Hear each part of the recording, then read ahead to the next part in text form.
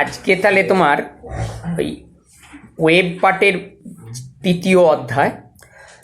First অধ্যায়টা হচ্ছে simple harmonic motion বা সরল দোলগতি, যেটা হচ্ছে তোমার তরঙ্গের ভিত্তি।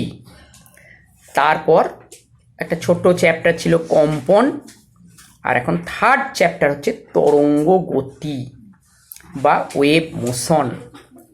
দেখো, তাহলে প্রথমেই তোমার কথা আসবে যে হোয়াট ইজ ওয়েভ, তরঙ্গ বলতে কি বোঝায়।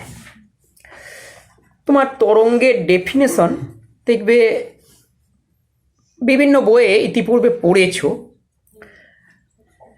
তা একটা সহজ ডেফিনেশন আমি তোমায় প্রথম বলি যে ধরো তুমি একটা ভোরবেলা স্থির জলাশয়ের তীরে দাঁড়িয়ে একটা ঢিল ফেললে জলাশয়ে, তাহলে কি হয়? জলের ওপর কি হয়?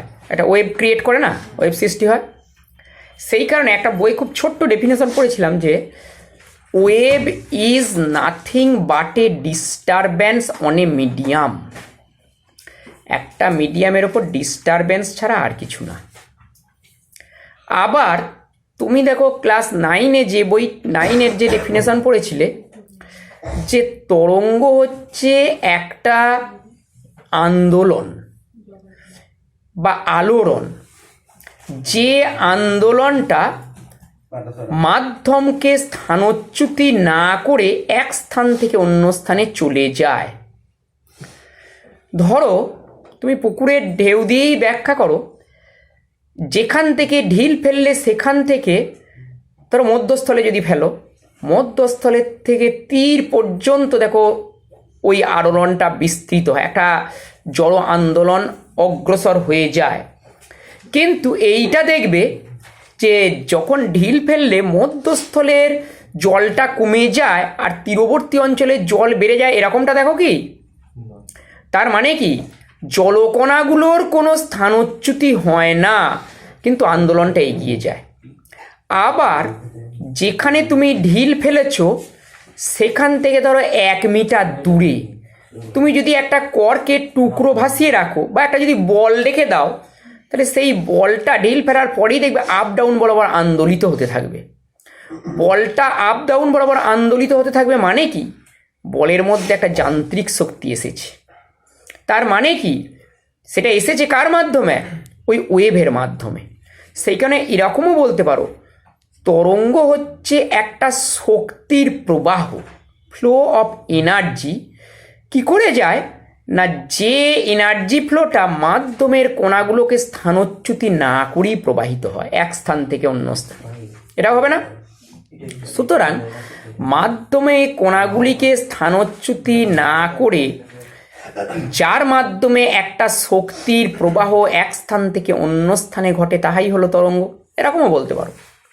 তা যাই হোক, তরঙ্গের যা ডেফিনেশনই থাক, এইটা তোমার সমস্ত জায়গাতেই স্বীকার করে নেওয়া হয়েছে যে মাধ্যমের কণাগুলোর কিন্তু কোনো স্থানচ্যুতি ঘটবে না, but the wave will flow from one place to another place, তাই না? তাহলে এখন তরঙ্গ তোমার যে এই যে তোমার পুকুরে ঢিল ফেললে যে তরঙ্গটা, যে উদাহরণটা বারবার দেওয়া হচ্ছে এই কারণে এটা তুমি দেখেছো, আমাদের প্রত্যেকে আমরা দেখেছি। এই তরঙ্গটা কি বলা হবে? যান্ত্রিক তরঙ্গ বা মেকানিক্যাল ওয়েভ। তাহলে যান্ত্রিক তরঙ্গ তাহলে কি জিনিস? না, এই তরঙ্গগুলো কোনো মিডিয়ামের মধ্যে সৃষ্টি হয় এবং কোনো মাধ্যম ছাড়া অগ্রসর হতে পারে না। এই মাধ্যমে, এই মর্মে তুমি পরীক্ষা দেখো ক্লাস 9-এ পড়েছো যে শব্দ মাধ্যম ছাড়া বিস্তার লাভ করতে পারে না। শব্দ তরঙ্গ হচ্ছে একটা যান্ত্রিক তরঙ্গ। তাহলে এই সমস্ত তরঙ্গগুলো এইবার পড়তে হবে যে মাধ্যমের মধ্য দিয়ে কি রূপে প্রবাহিত হয়। দেখো, তরঙ্গ সৃষ্টি হওয়ার জন্য বা এক স্থান থেকে অন্য স্থানে অগ্রসর হওয়ার জন্য মিডিয়ামের 3টে ধর্ম কাজ করে। 3টে প্রপার্টি আছে বলেই তরঙ্গ বিস্তার লাভ করতে পারে। প্রথম ধর্ম হচ্ছে যে স্থিতিস্থাপকতা ধর্ম। তুমি স্থিতিস্থাপকতা ধর্ম কি না, আমি একদম পুকুরে ঢিল দিয়ে বারবার উদাহরণটা দিচ্ছি। যে জায়গাতে ঢিল ফেলেছো সেই জায়গাতে একটা ফোর্স দিয়েছো। ফোর্স দিলে কি হয় না, ওই জায়গার জলকণাগুলো তোমার ডিসপ্লেসড হয়ে গেছে। কিন্তু স্থিতিস্থাপকতা ধর্মের জন্য জলকণাগুলো আবার পুনরায় পূর্বের অবস্থায় ফিরে আসতে চায়। তার জন্যই কণাটা একটা নির্দিষ্ট ডিস্টেন্স যাওয়ার পর আবার সাম্যাবস্থান বা প্রাথমিক অবস্থানে ফিরে আসে। দ্বিতীয় প্রপার্টি হচ্ছে কি, জাড্য ধর্ম। জাড্য ধর্মের কি হয়, ধরো তোমার ঢিল ফেললে একটা তোমার ওই জায়গার জলকণাটা নিচের দিকে নেমে গেল, মানে স্বাভাবিক অবস্থা থেকে বা সাম্যাবস্থা থেকে, তার স্থিতিস্থাপকতা ধর্মের জন্য পূর্বের অবস্থায় ফিরে আসার জন্য তার তো একটা গতি থাকছে। জাড্য ধর্মের জন্য সাম্যাবস্থাকে ক্রস করে আবার চলে যায়। তার জন্যই তোমার দেখো কিছু কিছু জলকণা দেখো উপরের দিকে উঠে যায়। কতকগুলো আমরা সমকেন্দ্রিক বৃত্ত পাই, যে বৃত্তের কিছু বৃত্ত তোমার স্বাভাবিক অবস্থান থেকে জলের ভেতরের দিকে প্রবিষ্ট অবস্থায় থাকে, আবার কিছু বৃত্ত তোমার জলতল থেকে একটু ওপরের দিকে থাকে। জলতল থেকে উপরের দিকে থাকে, জিনিসটা ব্যাখ্যা করবে কি করে, প্রবিষ্ট অবস্থায় যে জলকণাটা ছিল সে স্থিতিস্থাপকতা ধর্মের জন্য পূর্বের অবস্থায় ফিরে আসছে, কিন্তু আসার জন্য সাম্যাবস্থাতেও তার একটা গতি থাকছে। জাড্য ধর্মের জন্য সেই গতির জন্য আবার উপরের দিকে খানিকটা উঠে যাচ্ছে। বুঝতে পারলে না হবে হবে তা যাই হোক, তোমার পুকুরের জলকণাগুলোর তোমার সবই সরল দৌড়গতিতেই কম্পিত হয়। তা স্থিতিস্থাপকতা ধর্মের জন্য ফিরে আসে আর গতিজাড্যের জন্য বিপরীত দিকে চলে যায়। এই দুটো ধর্মের জন্য পার্টিকুলার একটা পয়েন্টের, ধরো যে বিন্দুতে তুমি ঢিলটা ফেলেছো সেই বিন্দুতে অবস্থিত জলকণাগুলো দেখো আন্দোলিত হতে থাকবে আপ ডাউন বরাবর। তাহলে কথা হচ্ছে যে ওই জায়গাটা হলো, কিন্তু তুমি বলতে পারো যে আমি তো দেখেছি যেখানে ঢিল ফেলেছি সেখান থেকে সারা পুকুর জুড়ে তরঙ্গটা দেখেছি। তৃতীয় ধর্মের জন্য তৃতীয়টা হচ্ছে সংশক্তি ধর্ম। ওই সংশক্তি ধর্মের জন্যই যেখানে তুমি ঢিল ড্রপ করেছো সেখান থেকে সারা পুকুর জুড়ে বিস্তার লাভ করে। সংশক্তি ধর্মটা কি, যে অণুগুলো একে অপরকে একটা ফোর্স দ্বারা আকর্ষণ করে, এই ফোর্সটাকেই বলা হয় সংশক্তি ধর্ম।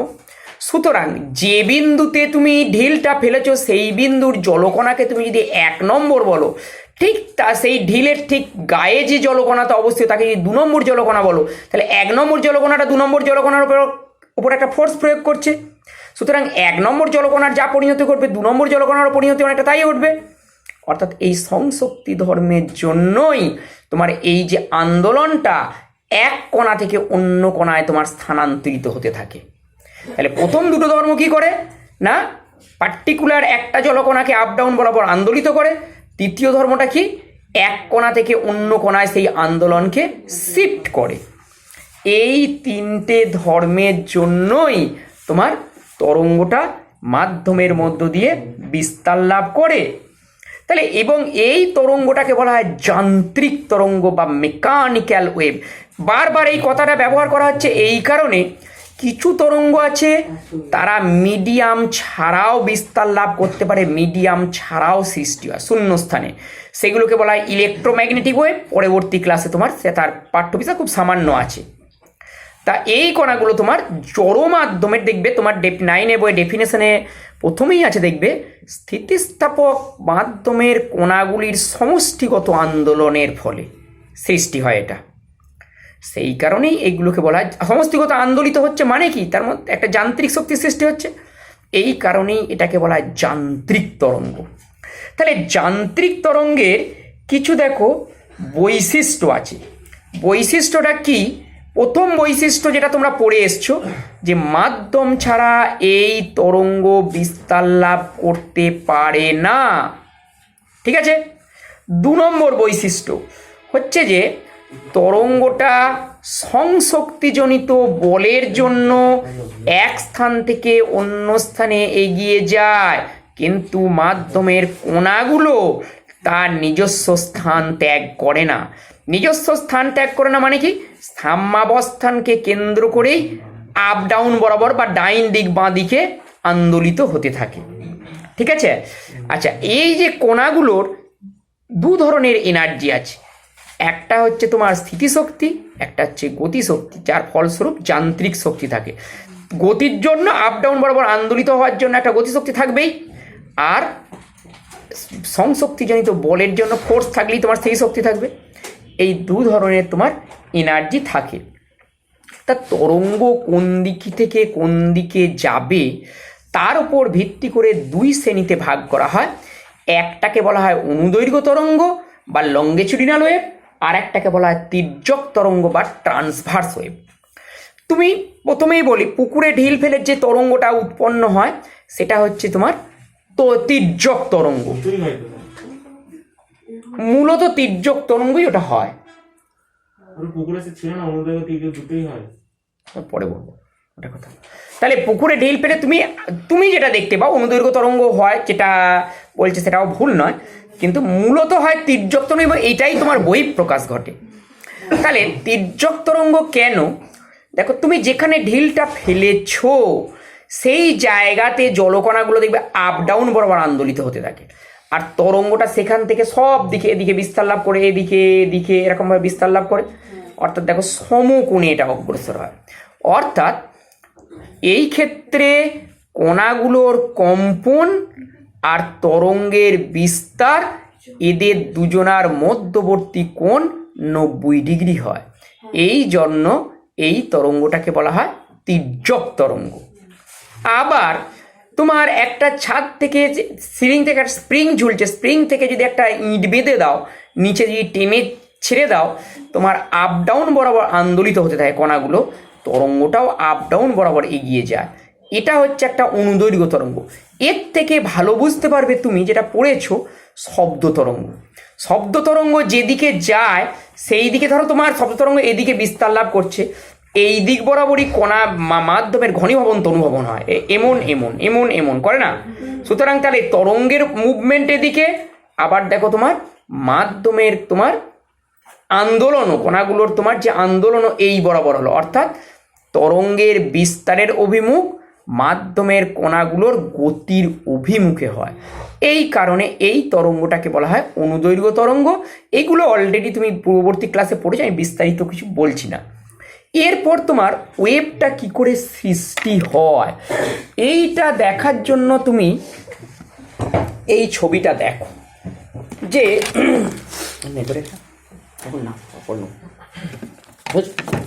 দেখো তোমার তরঙ্গের বিস্তার কি রূপে হয় বা তরঙ্গ কি রূপে সৃষ্টি হয়, এইটা তোমার এই ছবিতে তোমার দেখানো আছে।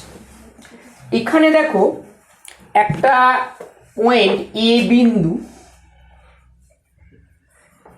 এ বিন্দুতে কণাটার গতি কোন দিকে, দেখো দেখো ডাউনওয়ার্ড ডিরেকশনে, পেয়েছো? ও বি বিন্দুতে অবস্থিত, বি বিন্দুতে অবস্থিত কণাটাও গতিও দেখো তোমার নিম্ন দিকে। অ্যারোটা তোমার গতিবেগের দিক দেয়, আর অ্যারোর যে দৈর্ঘ্য সেইটা বেগের মান দিচ্ছে।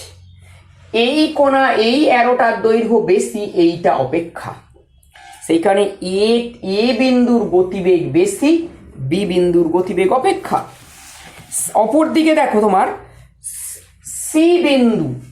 সি বিন্দুতে অবস্থিত কণাটা দেখো তাৎক্ষণিকভাবে স্থির অবস্থায় আছে। অর্থাৎ যে মুহূর্তে এ বিন্দু একটা এদিকে গতিবেগ, সেই মুহূর্তে বি বিন্দুর নিচের দিকে গতিবেগ তার থেকে কম, সি বিন্দুর গতিবেগ আরো কম হয়ে একবার তোমার 0 হয়ে গেল। কোনো একটা মুহূর্তে এর গতিবেগটা দেখা হচ্ছে, আবার কিছুক্ষণ পরে ওপর দিকে আসবে। কোন অবস্থা এটা তোমার পরে বলছি। এইটা এ কোণাটা, বি কোণাটা, সি কোণাটা তুমি অন্তত দেখো, পরে বলছি, ব্যাখ্যা করছি, ঠিক আছে? হ্যাঁ, তাহলে এইভাবে দেখো তোমার ডি কোণাটার গতিবেগ আবার ওপর দিকে, এর আবার দেখো ওপর দিকে, দুটো অ্যারোর দৈর্ঘ্য তোমার সমান নেই, ঠিক আছে?